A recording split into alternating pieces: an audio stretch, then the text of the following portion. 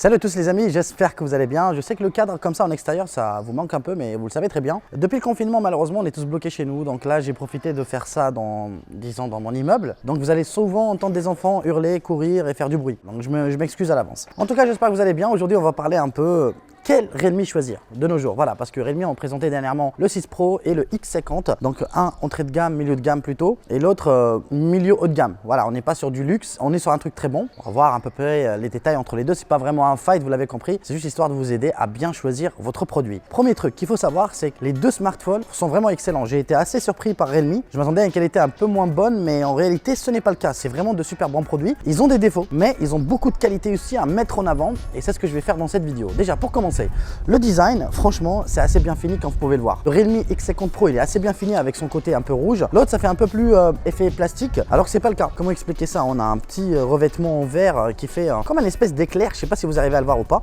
Je trouve que c'est assez joli aussi, mais je suis plus pour quelque chose de sobre, donc je suis plus pour le Pro. Je trouve que franchement, en termes de qualité de finition du dos, de la couleur et tout, il a vraiment de la gueule. Franchement, il a de la gueule. Alors à la façade avant, ils ont exactement la même gueule, mais ils n'ont pas la même taille. Je ne pourrais pas vous dire qui est le meilleur de l'un ou de l'autre, vu que c'est exactement la même gueule, sauf que les écrans changent totalement. Vous avez un écran LCD en 90 Hz et vous avez un écran AMOLED en 90 Hz aussi. Donc ça dépendra de vos goûts. Il n'y a pas une histoire de qui est meilleur. Vous savez très bien. Je suis partisan de l'OLED. Il n'y a pas mieux. L'autre, il est en LCD IPS. Et comme on a pu voir, même l'écran OLED la dernière fois, pendant la prise en main, on a vu que l'écran OLED gérait un peu mieux les couleurs. Ça ne veut pas dire que l'autre, il est mauvais, loin de là. Il est juste moins bon. Voilà, vous avez compris. Maintenant, écran 90 Hz de 6,6 pouces. Honnêtement, il est quand même très bon. Je pense que de son segment de prix, c'est le seul smartphone du marché à l'heure actuelle qui propose un écran 90 Hz. Donc ça veut dire que ça rend le smartphone beaucoup plus fluide, limite plus fluide qu'un iPhone, alors qu'on est sur un tarif 3-4 fois moins cher. Donc super bon produit, super dalle. Voilà, il n'y a rien à dire, en tout cas en LCD. J'ai pas grand chose à dire dessus. De négatif, mis à part peut-être le poinçonnage, je ne vois pas trop d'intérêt à mettre deux caméras. Honnêtement, j'aurais préféré un seul poinçon, une seule caméra sur les deux smartphones. Chose que je regrette malheureusement, parce que je trouve que deux, ça fait grand, ça prend de la place et ça se remarque, alors qu'une seule, c'est quelque chose qu'on va oublier rapidement. Donc malgré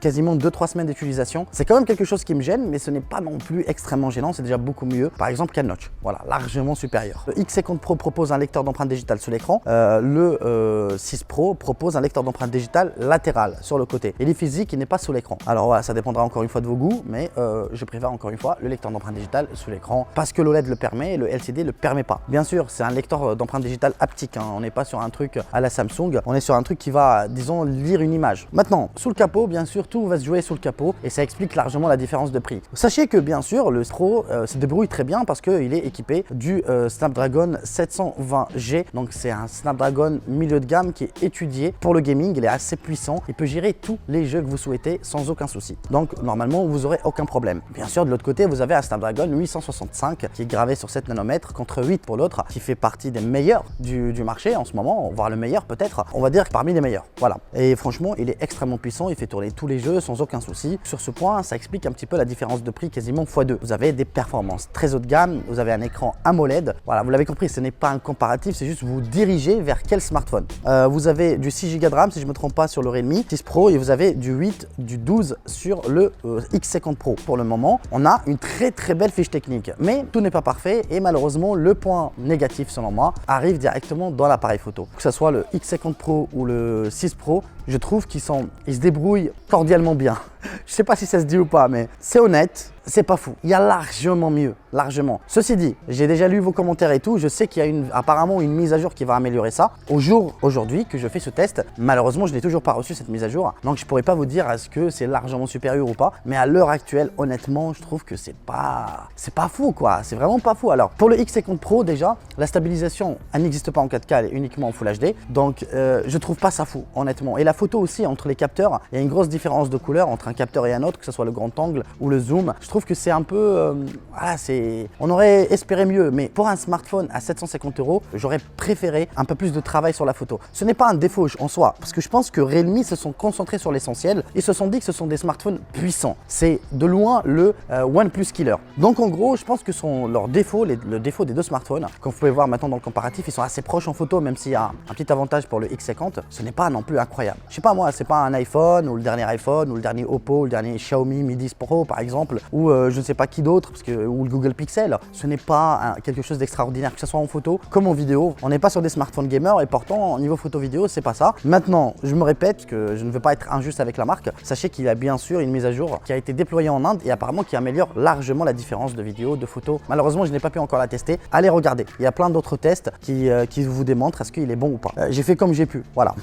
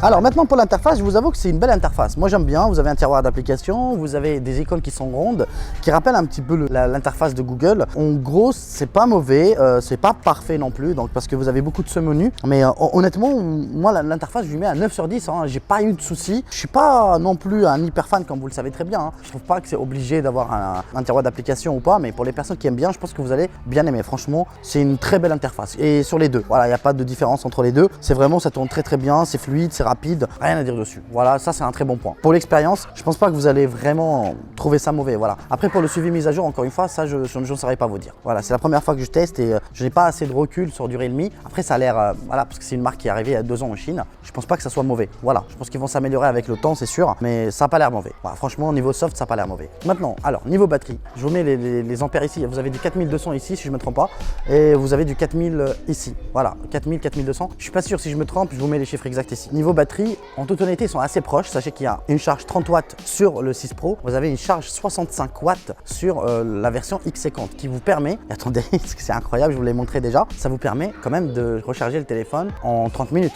Chrono, 35 minutes. Voilà, de 0 à 100%. C'est juste extraordinaire la vitesse avec laquelle il recharge. Voilà, c'est assez fou. C'est quand même un point très fort pour ce Realme. Franchement, vous avez dans les deux la charge très rapide en l'USB-C. Vous avez bien sûr sur la version 6 Pro une prise jack 3.5. Vous ne l'avez pas sur le modèle X50 Pro. Après, vous avez du Bluetooth 5.0. Donc franchement, moi perso, je m'en fous un peu de la prise jack. Il y a un moment peut-être c'était important, mais c'est plus le cas. Et pour finir, vous avez du Dolby Atmos. Donc mine de rien, c'est pas mal. Le son, il est assez propre, je trouve. C'est pas le meilleur non plus, mais il est assez puissant. Il est propre, il est assez spacieux. Voilà, déjà, je trouve que c'est largement supérieur par rapport à ce que faisait OnePlus à un moment. Je pense que son seul défaut à l'heure actuelle, ça reste l'appareil photo qui sera amélioré. Donc très bientôt, c'est l'un des meilleurs smartphones flagship killer que j'ai testé cette année. Il y aura sans doute d'autres que je vais tester très bientôt, vous inquiétez pas. Mais pour le moment, je pense que c'est vraiment, on est dans le top. Vous voyez ce que je veux dire? On est dans du très low. En tout cas, voilà, j'espère que ma review vous a plu. N'hésitez pas à me le faire savoir dans l'espace commentaire. Excusez-moi pour le bruit et tout ça, le bruit ambiant. Je sais que ça a été beaucoup trop de bruit. J'ai fait de mon mieux et de temps en temps, je regarde à côté parce que j'ai mon fils qui est en train de jouer.